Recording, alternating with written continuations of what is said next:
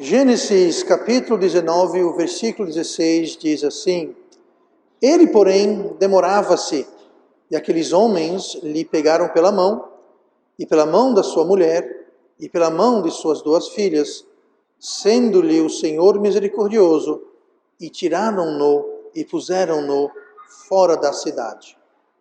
O texto que nós acabamos de ler, aqui em Gênesis 19, versículo 16, está tratando, é claro, para quem não sabe, da vida de da vida de Ló, e a sua fuga, a sua retirada de Sodoma. Digo retirada porque ele não exatamente fugiu, mas foi arrastado, foi retirado, como nós lemos, praticamente na marra, na força.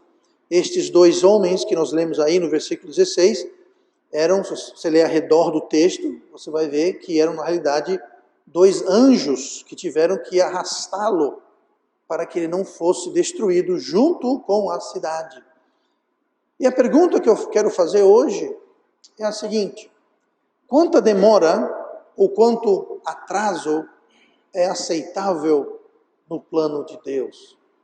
Quanto atraso ou demora devemos nos permitir tratando das coisas de Deus? Eu diria que a tolerância para atraso ou demora no plano de Deus deve ser um redondo zero. Não deve haver atraso, não deve haver demora. E o motivo que eu digo isso é devido às consequências e aos resultados de demora e de atraso. Aqui nesse caso, a demora, o atraso, se fosse maior, teria trazido a morte de Jó, a sua mulher e as suas duas filhas.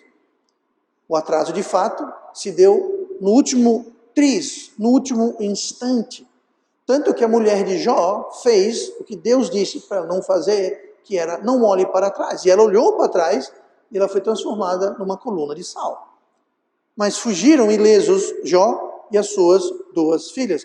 Mas vejam bem, nós lemos aqui, ele porém demorava-se. E aqueles homens, os dois anjos, pegaram pela mão, e pela mão da sua mulher, e pela mão de suas duas filhas. Então, imagine a cena, tem dois anjos, Jó em uma mão, a dona Jó na outra mão, as duas filhas na mão de uma mão do anjo, outra filha na mão do outro anjo, e tem dois anjos arrastando, puxando 4 pessoas, instantes antes de enxofre e fogo cair sobre aquela cidade. E destruir não só a cidade, mas entenda, destruiu toda aquela planície. Não só Sodoma, mas Gomorra também. E toda a planície foi tomada pelaquela chuva de fogo e enxofre. E foi nesse contexto que lemos aqui, ele, porém, demorava-se. E hoje eu quero falar sobre o tema, o homem que demorou demais. Jó demorou demais e teve que ser arrastado. Deus o fez, Deus o arrastou, o retirou e poupou a vida dele pela sua misericórdia, sendo-lhe o Senhor misericordioso. Pela misericórdia de Deus, ele e sua família foram salvos. Deus os poupou também devido à promessa que ele havia feito ao seu tio Abrão, que ele não permitiria a Ló ser destruído. No dicionário, a palavra demorar tem a seguinte definição: causar atraso, deter, retardar, ultrapassar o limite necessário ou razoável de tempo. Então existe um limite razoável de tempo. Mas além disso é uma demora, além disso é um atraso. E aqui no caso de Ló, já tinha passado um período razoável. Não teria que ser necessário ele ser arrastado para fora quando ele recebeu aviso devido. É sobre o uso de tempo, a Bíblia nos fala muito em como usar o tempo, não desperdiçá-lo com atrasos e ficar protelando e atrasando o plano de Deus. Em Efésios 5, versículo 16, o apóstolo Paulo escreve: remindo o tempo, porquanto os dias são maus. Essa palavra remindo significa ganhando tempo de volta. A primeira vez que eu li a Bíblia, eu cheguei a esse versículo ele ressonou comigo de forma impressionante. No primeiro ano, depois que eu fui salvo, ou antes do primeiro ano do que eu fui salvo, eu tinha lido a Bíblia completamente, de capa a capa, de Gênesis, Apocalipse. E quando eu li esse versículo, ressonou comigo, porque eu lembro nitidamente, na noite que eu fui salvo, no dia 21 de julho de 1991, eu cheguei em casa, eu sentei na minha sala, e duas coisas me impressionaram. Uma, eu sentei e eu falei assim, eu sou crente. Eu que dizia ser ateu, eu que dizia não crer em Deus, eu que não queria saber de igreja ou Bíblia, eu sou crente, como pode uma coisa dessas? E eu sou crente, alegremente sou crente, mas eu estava num estado meio de inacreditar. Como que Deus pode me salvar, sendo que eu tinha 25 anos? E até então não tinha dado muita atenção para o meu Salvador e o meu Deus. E esse versículo, Efésios 5,16, ressoou comigo, porque eu lembro que eu falei comigo mesmo, eu falei, eu tenho 25 anos de idade. Aí você faça os cálculos, vocês vejam aí que faz 30 anos isso. E eu falei, esses meus primeiros 25 anos, eu não tenho feito nada para Deus ou a causa de Cristo. Nada, de nada, de nada. Eu tive essa impressão, eu falei, eu não usei a palavra remir, não estava pensando, mas o sentido era, eu preciso correr atrás do atraso, eu preciso fazer tudo aquilo que eu não fiz até hoje, eu preciso correr atrás do prejuízo, assim por dizer. E é justamente esse remir. Remir quer dizer você compensar, aproveitar, usar o tempo da forma mais eficaz. Por quê? Porque os dias são maus. Está falando sobre tempo, não desperdiçar, não atrasar. Colossenses 4:5, andai com sabedoria para com os que estão de fora, remindo o tempo. Mais uma vez, a gente percebe lendo o Novo Testamento, a urgência que eles tinham de remir o tempo, de fazer a obra. Paulo escrevia sobre arrebatamento como se ele fosse estar presente. Eles esperavam o retorno de Cristo a qualquer instante.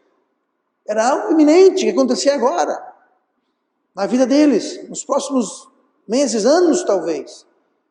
Ainda não aconteceu. Mas eles viviam dentro daquela expectativa e hoje eu acho que muitas vezes nós perdemos esse senso de urgência, de remir o tempo, aproveitar o tempo. Nós sempre achamos que, isso daí nós temos muito tempo. Gente, Jesus pode voltar hoje, agora, amanhã. E a cada dia que passa, as confluências de eventos geopolíticos e proféticos dão mais e mais certeza para a sua volta iminente. Pode acontecer amanhã, pode acontecer daqui a 5 anos, 10 anos, eu não sei. Mas é algo que nós temos que entender. Não há tempo para se perder, não há espaço, não há tolerância para atraso ou demora. Será que nós demoramos demais?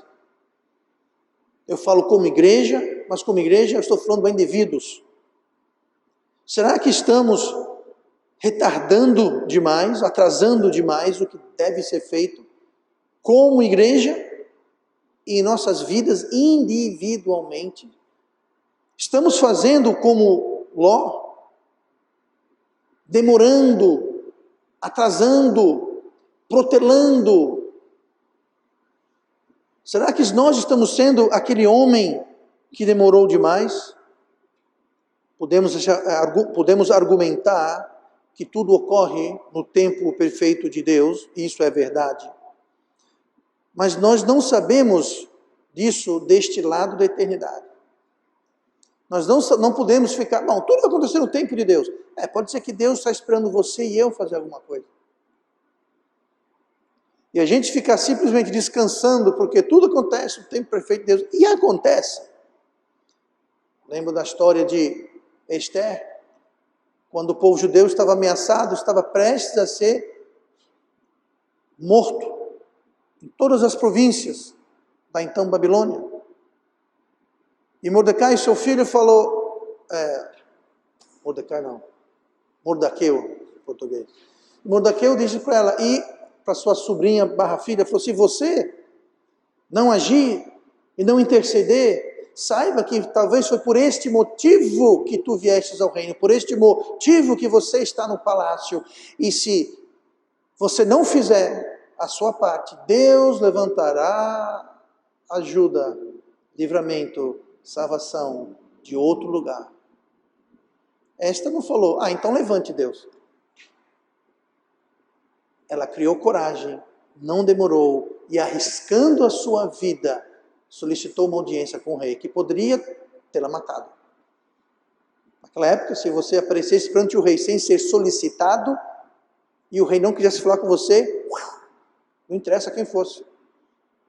Só se o rei chamasse. Ela arriscou a sua vida. Ela poderia ter dito, eu estou aqui no palácio, eu estou numa boa, ninguém sabe que eu sou judia. Eu vou proteger eu. Não. Ela não demorou, ela não retardou, ela não atrasou. Ela fez o que Deus queria que ela fizesse. Então eu quero ver hoje, rapidamente na Bíblia, alguns homens e as causas que os causaram a demorar demais, e que nós não caiamos também nessas mesmas armadilhas. Vamos começar vendo, claro, Ló, em Gênesis 19 e 16, que acabamos de ler. Nós vamos ver Ló e os cuidados com este mundo. Ele, porém, demorando-se, e aqueles homens lhe pegaram pela mão, e pela mão da sua mulher, e pela mão de suas 2 filhas, sendo-lhe o Senhor misericordioso, e tiraram-no e puseram-no para fora da cidade. Veja aqui, lendo isso, como é fácil a gente perder a perspectiva da realidade. Veja como é fácil. O que de tão importante, o que de tão urgente tiraria a urgência do que os anjos disseram no versículo 13? E disseram o seguinte, porque nós vamos destruir este lugar. Se um anjo descesse aqui agora e dissesse, corram, fujam, saiam daqui, porque nós vamos destruir esse lugar. Um minutinho só, seu anjo, deixa eu checar o meu Facebook aqui. Deixa eu postar isso no meu Instagram. Calma aí, eu vou ajeitar a minha gravata, deixa eu ajeitar meu cabelo. O que lhe causaria demorar se 2 anjos enviados de Deus falassem, fujam, que Deus vai destruir esse lugar. Daqui a pouco eu vou. E demorava-se, demorou, os anjos disseram, corra que vai chover, fogo e enxofre. E ele demorava, se ocupava, fazia mala, checava a internet, o e-mail, cancelou o plano de não sei o quê. Gente, que ridículo, que falta de perspectiva. Absurdo, né? Pois muitas vezes, muitos de nós fazemos a mesma coisa. Ficamos tão enrolados, absorvidos, com a mente cheia dos cuidados deste mundo, que nós perdemos o senso de urgência. Ló perdeu o senso de urgência.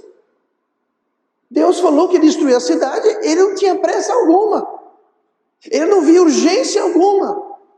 E muitos de nós vivemos assim, sem pressa. Depois, outra hora, amanhã, ano que vem. E inventamos várias desculpas e várias justificativas. Se Deus vai destruir aquele lugar, do que adianta ele se demorar? O que foi tão importante assim? Ló havia perdido o senso de urgência, de importância. E é isso que nos faz nos deter demais, além da conta. Aquilo que detém alguém além da conta, aquilo que cegou a Ló, é a mesma coisa que nos cega hoje.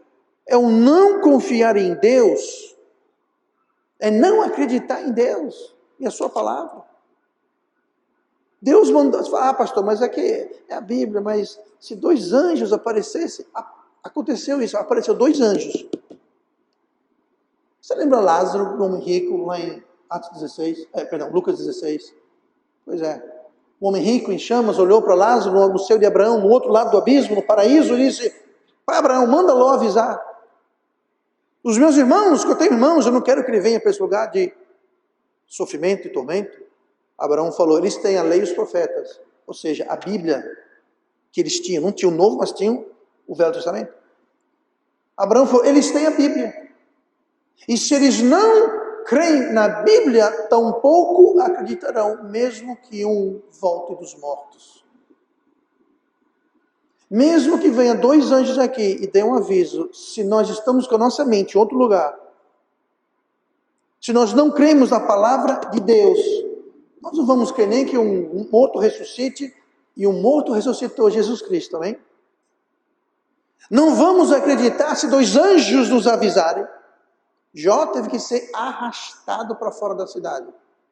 Se não fosse os anjos, a misericórdia de Deus e a fidelidade de Deus, eles teriam perecido. Junto com Sodoma, Gomorra e toda aquela planície. Nós duvidamos, será que Deus realmente vai fazer o que Ele diz? Sim, Deus vai fazer o que Ele diz que Ele vai fazer. Pode não ser no tempo que a gente pensa, mas Deus vai fazer. A palavra de Deus nunca volta vazia. Nunca cai por terra. Será que Deus vai cuidar de mim e dos meus como Ele prometeu? Ele vai. A condição é o quê? Busque primeiro o reino de Deus. Será? Quantas pessoas atrasam e demoram em buscar primeiro o reino de Deus, porque eles querem primeiro buscar as coisas que todas as nações, o mundo corre atrás. E Jesus falou, buscai primeiro o reino de Deus e essas coisas serão acrescentadas. São as coisas que as nações do mundo correm atrás. Mas se vocês buscar primeiro o meu reino, eu vou cuidar de você. Pastor, mas deixa eu primeiro pagar minhas contas. Deixa eu primeiro comprar minha casa, meu carro. Aí começa a lista. Minha lancha, meu jet ski, meu iate, minha casa de praia, a lista vai aumentando. E o buscar o reino de Deus vai ficando mais e mais para baixo naquela lista. Por quê? Porque nós não confiamos no que Deus fala. E nós demoramos e nós atrasamos. Os cuidados deste mundo podem nos envolver a tal ponto que nós demoramos demais. E a menor demora já é demora demais.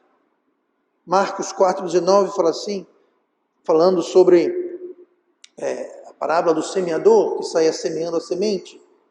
E uma das sementes, versículo 19, diz assim, mas os cuidados deste mundo e os enganos das riquezas e as ambições de outras coisas, entrando, sufocam a palavra e fica infrutífera. 3 coisas que causam atraso e demora, são essas 3 coisas aqui. Os cuidados deste mundo, os enganos da riqueza e a ambição de outras coisas. Tudo isso causa que nós, como Ló, sejamos aquele homem que demora demais. Demora demais. Veja bem, os cuidados deste mundo não é nenhum pecado. Mas não serve de desculpas, porque Deus fala que Ele suprirá. Os enganos da riqueza é pecado. Porque você está sendo enganado e a Bíblia avisa. O problema não é a riqueza. Riqueza não é o problema, é o engano. É o engano. E ambições. Você quer, porque quer, e não interessa o custo. Não interessa se você vai ter que demorar, atrasar, retardar as coisas de Deus. Você quer o que você quer. Não seja aquele homem que demora demais. Olhe comigo para Lucas, capítulo 9. E versículo 61, onde nós lemos um relato sobre pessoas que estavam indo a Jesus enquanto ele caminhava. E o que dá a entender é que Jesus estava chamando pessoas, tentando agregá-las à sua causa, efetivamente à sua igreja local. Ele tinha uma igreja local. Era itinerante, não era fixa, mas era uma igreja. Versículo 61 fala sobre um destes indivíduos. Não menciona o nome, mas podemos dizer que foi um seguidor negligente. Então nós acabamos de ver Ló e os cuidados desse mundo. Vamos ver agora este seguidor negligente. E veja só, e a sua família. a sua família. Olha o que fala aqui, versículo 61. Disse também outro: Senhor, se eu te seguirei, mas deixa-me despedir primeiro dos que estão em minha casa. E Jesus lhe disse: ninguém que lança a mão do arado e olha para trás é apto para o reino de Deus. Veja bem, aqui o problema não era a família. Gente, Deus criou a família. Aqui não é a família. Jesus explica, é uma questão de olhar para trás. Esse é alguém que não tem foco. É alguém que vai ser distraído, que vai tirar o olho do alvo. Na verdade, nunca há uma escolha entre família e Deus. Se você está pensando que você precisa escolher entre sua família e Deus, você está redondamente enganado. Deus criou a família. Não é uma questão de um ou outro, é um e outro. Você não pode servir sua família como você deve, sem servir Deus como você deve, e vice-versa. Você não vai servir a Deus como você deve, se você não estiver servindo sua família, cumprindo o seu papel como você deve. Os dois são dois lados da mesma moeda. Então não é escolher entre uma coisa e outra. As duas coisas caminham lado a lado. Então não se esconda atrás de nada.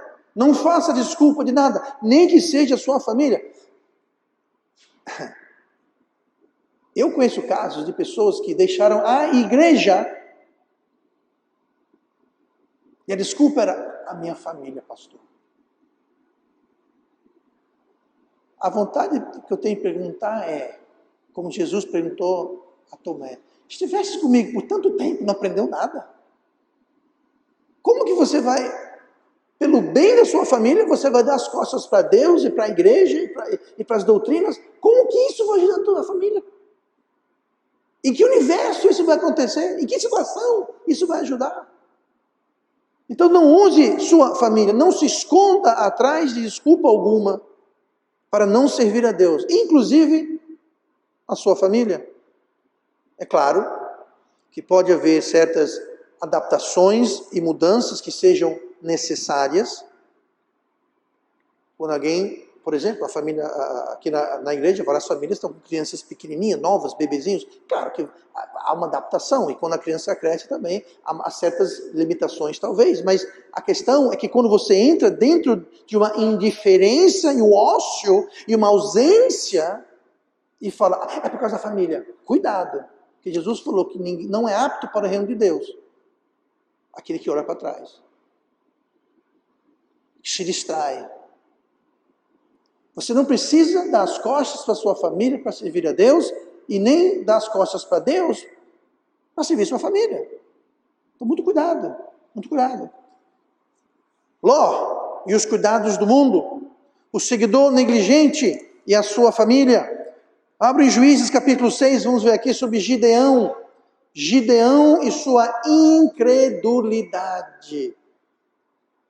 Incredulidade pode causar atraso e demora nos planos de Deus. Não seja aquele homem, aquela mulher, aquele irmão, aquela irmã que demorou demais. Que demorou demais devido aos cuidados deste mundo. Demorou demais dando desculpas, mesmo que seja com a família, que é uma coisa que não é pecado. Família não é pecado, Deus não é contra a família. Mas não use coisas inofensivas, não use coisas salutares para negligenciar Deus. E aqui nós vamos ver outro homem que demorou demais, que é Gideão e a sua incredulidade. Juízes 6, olha no versículo número 15, que diz: e ele lhe disse, ai Senhor meu, isso aqui é Gideão falando com Deus, ai Senhor meu, com que livrarei a Israel? Lembrando que o anjo, no caso era Cristo, apareceu para ele e falou, olha, a Israel está ocupada e eu vou usar você para livrar o inimigo, para expulsar o inimigo da terra. E aqui ele fala, ai Senhor meu, com que livrarei a Israel? Eis que a minha família é a mais pobre em Manassés, e eu o menor da casa do meu pai. E o Senhor lhe disse, porquanto eu hei de ser contigo, tu ferirás os medianitas como se fossem um só homem. E ele disse, se agora tenho achado graça aos teus olhos, dá-me um sinal de que és tu que falas comigo. Está vendo aqui onde no versículo 16 fala, e o Senhor lhe disse? No Velho Testamento, quando você vê a palavra Senhor todo em maiúsculo, é uma tradução, transliteração da palavra, do nome Jeová. Quem estava ali falando com ele era Jeová. Era uma teofania, era uma aparência de Deus Filho no Velho Testamento. Então aqui ele está falando com Deus. Deus apareceu para ele, falou com ele, ele sabia que era, porque ele fala no versículo 13, ai Senhor meu, como livrarei Israel? Então, ele estava sabendo. Mas mesmo assim, no versículo 17, ele pede o quê? Ele pede um sinal. Ele está dizendo, prove. Prove para mim que é você. Muitas vezes, Deus nos chama, nos conclama para fazer algo e a gente fica, é Deus? É conversa do pastor, é conversa do irmão, é impressão minha? Prove, olha a incredulidade. O interessante é que esse mesmo Gideão foi citado lá em Hebreus capítulo 13, no rol dos heróis da fé. O versículo 32 de Hebreus 11 diz assim, e que mais direi? Falta-me tempo contando de Gideão, e de Barraque, e de Sansão, e de Jefté, e de Davi, e de Samuel, e dos profetas. Aqui, Hebreus 13 está listando os heróis, os grandes, os gigantes da fé. E lá no meio dos gigantes da fé, tem quem? Gideão. Esse mesmo Gideão, que lá em Juízes 6 fala, ó Senhor Deus, me dê um sinal, porque eu não estou acreditando. Me dê um sinal. Mas ele nem sempre foi esse gigante da fé, que nós lemos em Hebreus 13. Isso deve nos animar tremendamente. Você talvez não seja hoje um gigante da fé, mas você pode ser. Gideão não começou a vida dele como sendo um gigante na fé, mas o nome dele está lá entre os heróis da fé. Então há esperanças. Gideão, ele olhava para suas próprias circunstâncias e as suas próprias condições. Nós lemos aqui no versículo 15, e ele disse, ai Senhor meu, com que livrarei Israel? Eis que a minha família é a mais pobre em Manassés, ou seja, na tribo de Manassés, a família dele era mais pobre, e eu, o menor da casa do meu pai. Efetivamente ele falou, mas Deus, eu sou o caçula da família mais pobre, da menor tribo de Israel. Manassés era a menor tribo em Israel. Então você vê lá, estudar as tribos, Manassés era a menor tribo. Numericamente era a menor tribo. Ele falou, eu sou da menor tribo, a minha família é mais pobre da menor tribo, e eu sou o caçula da família mais pobre da menor tribo de Israel. E você vem chamar a mim? Ele estava olhando para suas próprias condições, para suas próprias habilidades, para fazer a vontade de Deus.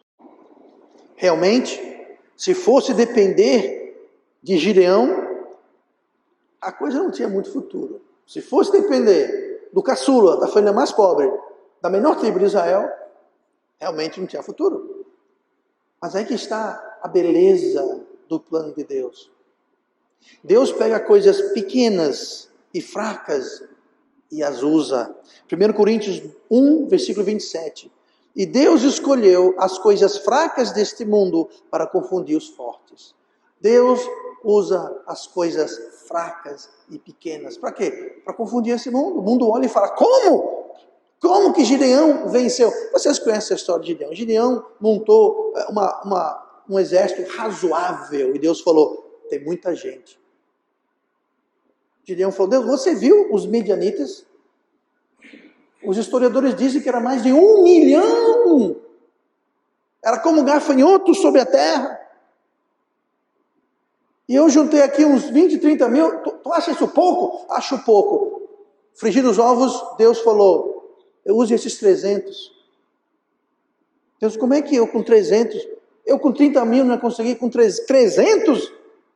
Deus falou, vá. Deus usa as coisas pequenas e fracas. A fé de Gideão era tal que ele precisava ver e ter um sinal. A fé verdadeira, em Hebreus 11, versículo 1. A fé é o firme fundamento das coisas que se esperam e a prova das coisas que não se veem. O problema é que Gideão não estava vendo a vitória, ele não estava vendo o que Deus faria com 300 soldados contra aquela multidão de milhões e milhares. Ele estava vendo com os seus olhos das suas circunstâncias e não com os olhos da fé. Então ele pediu um sinal. E um sinal lhe foi dado. Olhe no versículo 20 de Juízes 6 e vamos ver o sinal. Porque o anjo do Senhor lhe disse: toma a carne e os pães ázimos e põe-nos sobre esta penha, uma pedra, e derrama-lhe o caldo. E assim fez. E o anjo do Senhor estendeu a ponta do cajado que estava na sua mão e tocou a carne e os pães ázimos. Então subiu fogo da penha e consumiu a carne e os pães ázimos. E o anjo do Senhor desapareceu dos seus olhos. Então viu Gideão que era o anjo do Senhor, ou seja, Cristo era o Messias.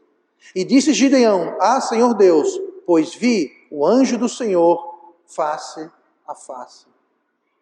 Deixa eu explicar o que aconteceu. O anjo falou: tem uma pedra, tem. Coloca aí a oferenda, coloque a carne, coloque o pão. Aí fala: despeje o caldo. Os estudiosos dizem que esse despeje o caldo, falou: despeje o caldo por cima dos pães e por cima da carne. Aí ele estendeu o cajado e note, fala que fogo subiu. Não é que fogo saiu do cajado, nem fogo desceu do céu. Fogo subiu da pedra e consumiu a carne, o pão e, no caso, o caldo também. Lembra de Elias? Fez a mesma coisa. O grande duelo com os sacerdotes de Baal. Ele falou: coloque mais madeira, coloque água, bote mais água. Ele falou: Deus! E Deus fez chover fogo do céu e consumiu a água e a madeira, enquanto os sacerdotes de Baal não conseguiam sequer acender nada. Não tinham poder de fazer nada. Aqui foi algo parecido. Mas mesmo apesar, veja que ele ficou impressionado. Então viu Gideão que era o anjo do Senhor. Ele falou: uau, eu vi o anjo do Senhor. Face a face. Mas esse surto de fé não demorou muito tempo. Se você ler comigo, olha o versículo 36. Sua fé permanecia fraca e pediu um outro sinal. Outro sinal. Já não bastasse aquele. Gente, Jesus apareceu para ele, saiu fogo da rocha, e mesmo assim ele queria outro sinal. Juízes 6:36. E disse Gideão a Deus: se hás de livrar Israel por minha mão, como disseste, veja bem, se é isso mesmo, versículo 37, eis que eu porei um velo de lã na eira. Se o orvalho estiver somente no velo, e toda a terra ficar seca, então conhecerei que hás de livrar a Israel por minha mão, como disseste. E assim sucedeu, porque no outro dia se levantou de madrugada e apertou o velo, e de orvalho que espremeu do velo, encheu uma taça de água. Pois o que é um velo? Um velo é um chumaço de algodão. Ele falou: Deus, eu vou colocar esse chumaço de algodão aqui fora. Eu vou entrar em casa e vou dormir. Eu quero que o orvalho caia só no chumaço de algodão, mas a terra ao redor esteja seca. Se isso acontecer, eu sei que é você. Ele acordou no outro dia, de madrugada, foi lá, pegou o velo pegou no velo, espremeu, e aqui está dizendo que saiu uma taça de água. Ele pediu outro sinal, e outro sinal lhe foi dado. Aí você pensa: bom, agora ele está convencido, né?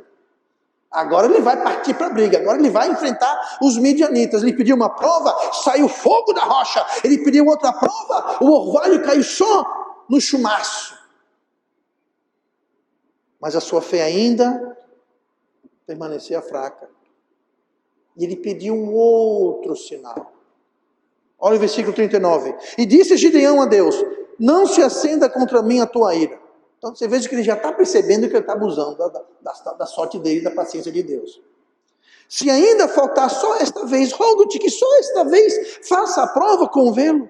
Rogo-lhe que só o verbo fique seco e a toda a terra haja o carvalho. E Deus assim fez aquela noite, pois só o verbo ficou seco e sobre toda a terra havia orvalho. Lindo exemplo de Deus mostrando, Deus provando, lindo exemplo. Mas sabe de uma coisa? Enquanto ele estava pedindo sinais e mais sinais e mais sinais e mais sinais, ele não estava fazendo o quê? Obedecendo a Deus. Ele não estava atacando os midianitas, ele não estava fazendo nada. Ele demorou demais. Enquanto ele demorava, os inimigos chegavam, se reforçavam, se acampavam, se preparavam, e planejavam e se fortaleciam, enquanto ele demorou demais. Enquanto a gente fica discutindo, justificando, dando desculpa porque a gente não pode uma coisa ou outra, existe um mundo perdido, sem Cristo, indo para o inferno, existem famílias sendo destruídas pelo pecado, porque não conhecem a verdade, não conhecem a luz, e nós que conhecemos, ficamos discutindo, sabe o que é? É porque eu estou muito ocupado, os cuidados do mundo, porque a minha fé, porque eu não sei, eu nunca fui, eu estou com medo, a gente faz desculpas e pede sinal. E o tempo todo estamos atrasando, retardando o que Deus quer que a gente faça. Gideão está no rol de heróis, mas a fé dele um dia precisou Deus dar 3 sinais. Quantos sinais você precisa? Quantos sinais Deus já não deu para você? O que Deus já fez na tua vida? Quantas bênçãos... Gente, se eu fosse parar para pensar, tudo que Deus fez na minha vida e nesse ministério através dos anos, dá para escrever um livro. Eu preciso de mais sinal? Você precisa de mais sinal? Você tem o Espírito Santo que habita no teu coração, se você é salvo, o Espírito Santo habita em você, o Espírito Santo fala ao teu coração, o Espírito Santo te traz convicção e paz e leva toda a verdade. Que mais prova o sinal nós precisamos? Os cuidados do mundo. Porque é minha família. Porque... Gente, você não precisa renegar as suas responsabilidades com sua família, com suas obrigações. Não é um ou outro, é um e outro. Os dois são existentes, podem coexistir. Abra comigo em Atos capítulo 12. Nós só temos apenas mais 32 exemplos aqui. Estou brincando, só mais um. Atos capítulo 12. O homem que demorava demais, Ló, se deteu devido aos cuidados deste mundo. Um seguidor anônimo, negligente, se deteu, citando sua família como desculpa. Gideão atrasou devido à sua incredulidade. Nós temos aqui nosso último exemplo de hoje. Um discípulo, um irmão chamado João Marcos, e a sua conveniência pessoal. A sua conveniência pessoal. Atos 12, 25. E Barnabé e Saulo, havendo terminado aquele serviço, voltaram de Jerusalém, levando também consigo a João, que tinha por sobrenome Marcos. Então aqui Barnabé e Paulo levaram João Marcos. João Marcos era um discípulo, não de Cristo, mas era um discípulo do cristianismo. Não era um discípulo que seguiu a Cristo, mas seguia a Barnabé, seguia a Paulo, enquanto eles seguiam a comissão de implantar igrejas por toda aquela região. Mas João Marcos, como nós vimos aqui, ele era o sobrinho de Barnabé, esse mesmo Barnabé que nós lemos no versículo 25, e ele foi um obreiro na obra de Deus. Lá em Colossenses 4, no versículo 10, Paulo está se despedindo e fala: Aristarco, que está preso comigo, vos saúda, e Marcos, o sobrinho de Barnabé. Então veja que Marcos estava preso junto com Paulo. Agora veja bem, aqui Paulo não estava preso na cadeia, ele estava em prisão domiciliar. Depois ele foi recolhido para a cadeia, mas ele passou um bom tempo em Roma, em prisão domiciliar. Ele tinha liberdade de escrever, de receber visitantes, pessoas que podiam ajudar, cuidar dele, ajudá-lo na obra. E um desses ajudantes era justamente Marcos, o sobrinho de Barnabé, que é o mesmo João Marcos. Tá? Então, ele era um obreiro, ele participou no ministério, era sobrinho de Barnabé, mas em dado momento, esse mesmo João Marco deixou o grupo, abandonou o grupo. Isso que nós lemos de Colossenses 4 foi quando ele, foi mais tarde, mas antes, antecedendo isso, lá em Atos 12, quando Barnabé e Paulo levaram João Marcos na sua viagem, ele abandonou, literalmente. No início da viagem, ele simplesmente abandonou o grupo e voltou para Jerusalém, desistiu, e que causou grandes problemas e grande discussão. Olha em Atos 15, e no versículo 37 você vai ver o que foi que aquilo gerou, o abandono, a desistência, a deserção de João Marcos. Atos 15, 37. E Barnabé aconselhava que tomassem consigo a João, chamado Marcos.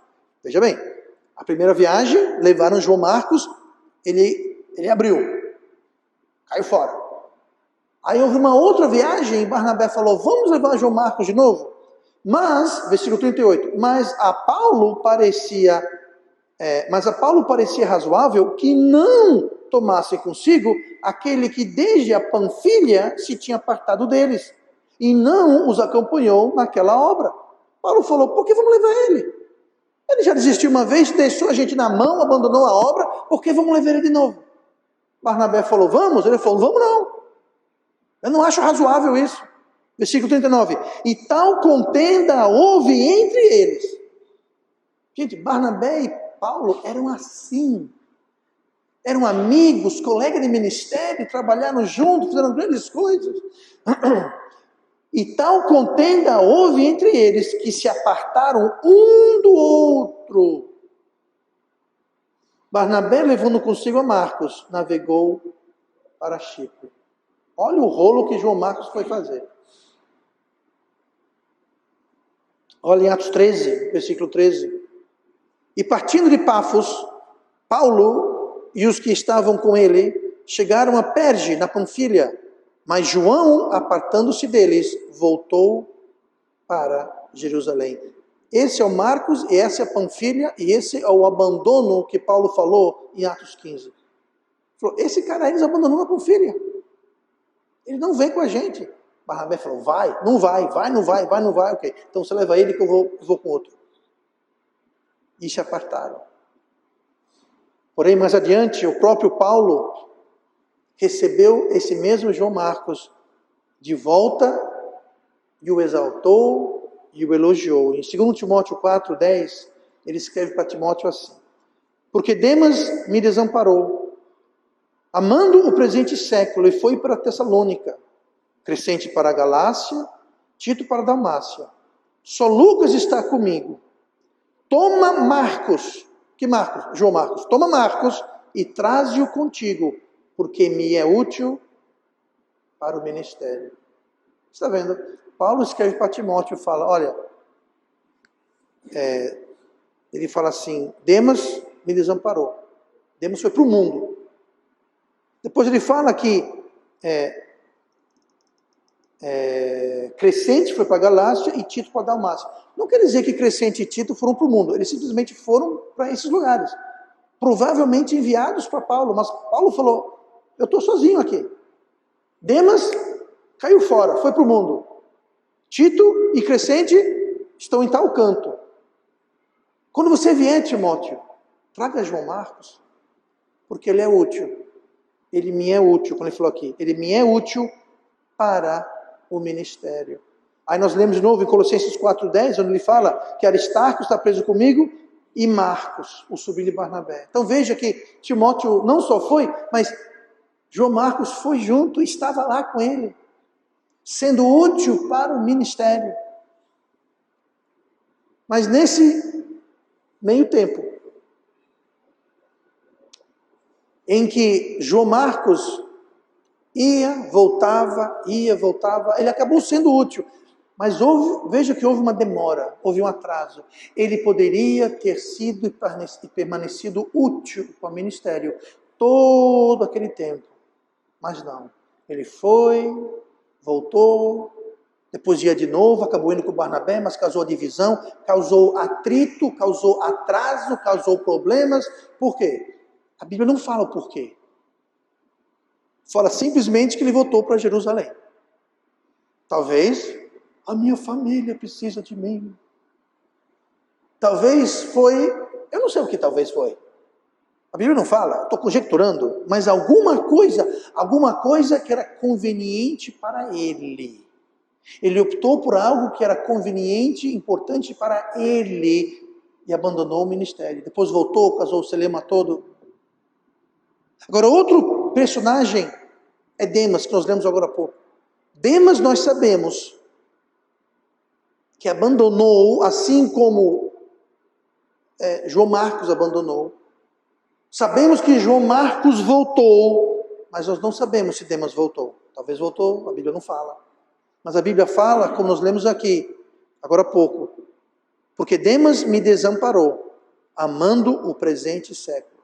Esse presente século quer dizer esse mundo. Aqui está um servo, um discípulo, um obreiro fiel, que por algum motivo, em algum lugar, ele deixou de amar a Deus e começou a amar o mundo. Quer falar aqui que ele me desamparou amando o presente século. O presente século, o mundo o seduziu, o atraiu, o enganou, o confundiu. Ele desamparou Paulo, abandonou Paulo. Demas era fiel. Lá em Filemão 1, versículo 23, escrevendo para Filemão, ele fala: saúdam-lhe Epáfras, meu companheiro de prisão por Cristo, Marcos, João Marcos, Aristarco, é o mesmo que nós lemos, Demas e Lucas, meus cooperadores. Aqui, tanto Marcos quanto Demas são listados como cooperadores de Paulo no ministério. Marcos, nessa altura, já tinha feito o abandono e voltado. Demas não tinha abandonado, mas viria a abandonar.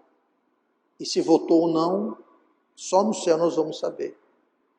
Ele também, como João, deixou o grupo. Desamparou, amando o presente século. Não sabemos porquê, mas sabemos que Demas amou o presente mundo. Quando nós amamos este presente mundo, nós vamos nos atrasar na causa de Cristo. Nós vamos atrapalhar na causa de Cristo. Eu lembro, isso bem antes de entrar no ministério tempo integral. Eu tinha um emprego bom, condições boas, humanamente falando, condições invejáveis. E durante esse tempo de preparo, vários anos, sempre apareciam oportunidades de promoção, ganhar mais. Mas eu sabia que essas oportunidades iriam me deter, iriam me atrapalhar. De fato, o dia que eu pedi demissão do meu último trabalho secular, eu entreguei a carta de demissão, a primeira coisa que voltou foi o seguinte: não, nós não aceitamos sua demissão. Como não? Não aceitamos. Algumas semanas antes, a empresa, era uma empresa muito grande, uma multinacional, a empresa falou: estaremos cortando vários cargos na empresa através das filiais do mundo inteiro. Quem quiser sair e quiser voluntariar, por gentileza, peça para sair, para a gente não mandar embora quem quer ficar e não ficar quem quer mandar embora. Aí não teve outra. Eu falei: eu aqui? Não, você a gente não quer que vá embora. Eu falei: mas eu vou. Mas a gente não quer, mas não vou, mas não quer, mas não veio, ficou nessa. E se a gente desse um aumento? Por que não falou isso comigo 1 ano atrás, 2 anos atrás? Porque é agora. Eu já estava marcado para sair da Inglaterra e para os Estados Unidos já, dar continuidade ao meu preparo lá. Promoção. Qualquer curso que você queira fazer, a gente paga. Você quer trabalhar em qual país? Qualquer país que você queira trabalhar, a gente muda você e sua família, paga as despesas. Quer morar onde? Na Alemanha, no Japão, aonde? Só não tinha Brasil. Só não tinha filial no Brasil. Estados Unidos, qualquer país da Europa, Japão, onde você quer? Eu estou saindo. Ok. Então foi o seguinte, até lembro dela, o nome dela era Geraldina, a diretora da época. A Geraldina falou que me deu um cartão e falou: olha, esse cara aqui trabalha para concorrência. Só que ele é amigo meu, nós já trabalhamos juntos, hoje ele trabalha para uma empresa concorrente da nossa aqui, mas ligue para ele, Ele quer muito falar com você.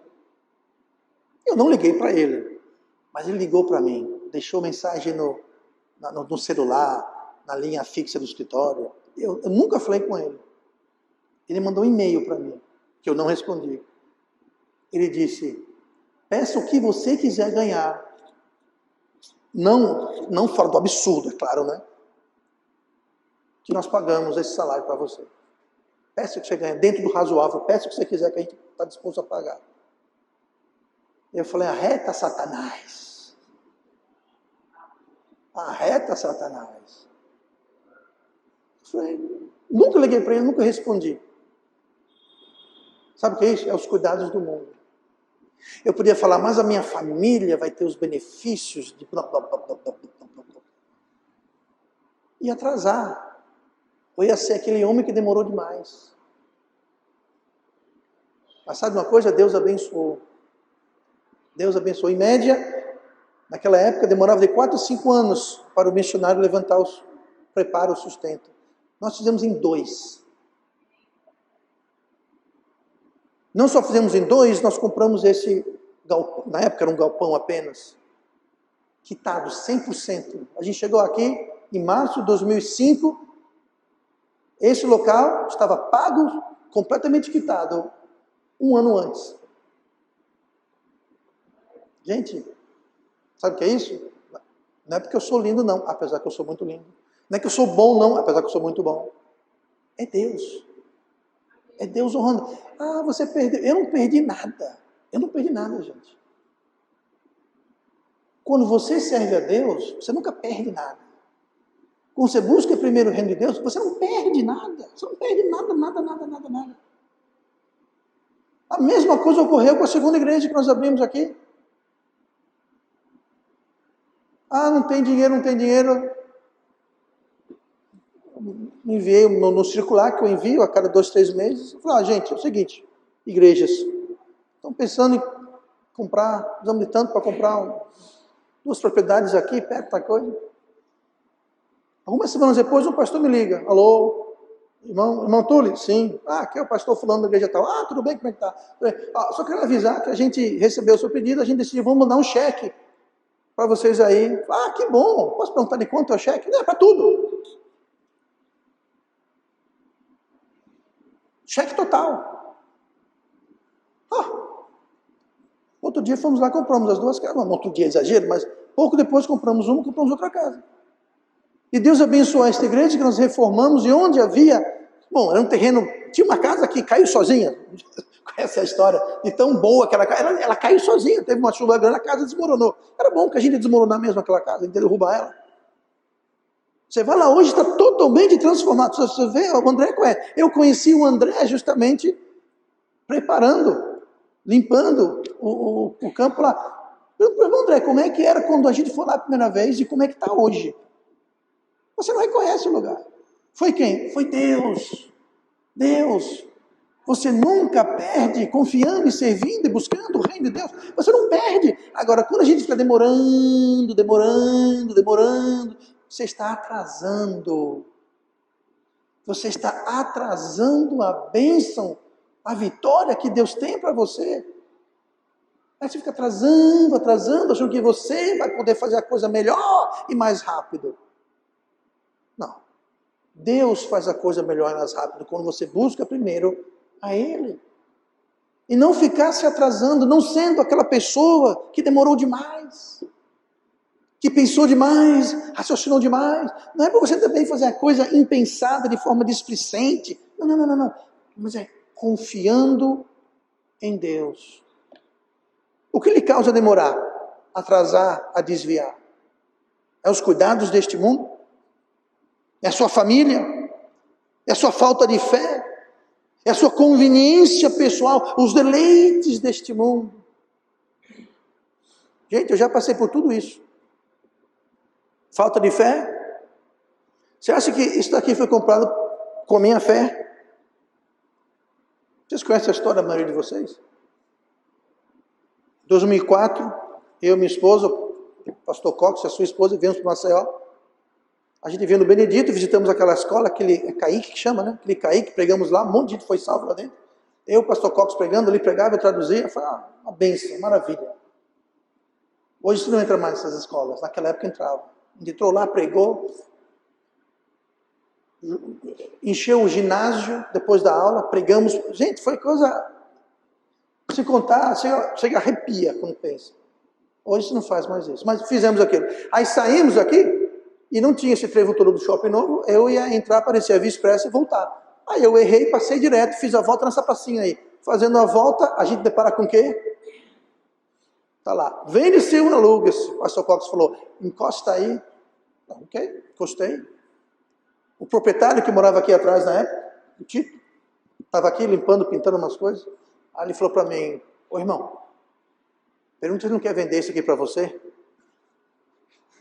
Eu falei, bom, aí ele pode até querer vender, né? Mas eu não tenho um tostão, eu não tenho. Aí eu falei com ele, eu quero tanto. Aí ele falou, o pastor Cox, ele quer tanto. Faça essa proposta para ele. Diga que você vai pagar 20% de depósito em 2 semanas e ele nos dá 3 meses para levantar os 80%. Se difere isso. Se a gente não levantar os 80%, ele fica com o depósito e com o imóvel. Eu falei, ok. Falei com o seu Tito, ele falou, ok, fechado. Você tem 2 semanas para pagar 20%. Eu não tinha 1 centavo para pagar 1%. Eu estava aqui, teria que voltar para os Estados Unidos depois de 1 semana. Outras palavras, eu tinha 1 semana para levantar 20% do valor desse imóvel. Para encurtar a história, nós conseguimos levantar esse dinheiro. Deus providenciou esse dinheiro. E eu estava vendo, regozijando na bondade e no poder de Deus, quando eu pensei, peraí, eu tenho mais 2 meses e meio agora para levantar os 80%. Outra batalha. Se dependesse de mim, nada disso teria acontecido. Mas aquilo foi uma das muitas coisas que Deus usou para me levar ao ponto, a posição, onde eu sei que sim, eu posso confiar em Deus. Note, é o mesmo Deus. E esse mesmo Deus fala que não faz acepção de pessoas. Não é porque eu tenho uma fé maior que a sua, não é porque eu sou mais alto, mais baixo, mais bonito, mais isso ou aquilo. É Deus. É Deus. O que está lhe atrasando? Em que você está demorando? Seja o que for. Como nós vimos nesses e tantos outros exemplos. Deus pode. Deus quer. Basta a gente confiar. E acreditar. E obedecer. Que o resto, Ele faz.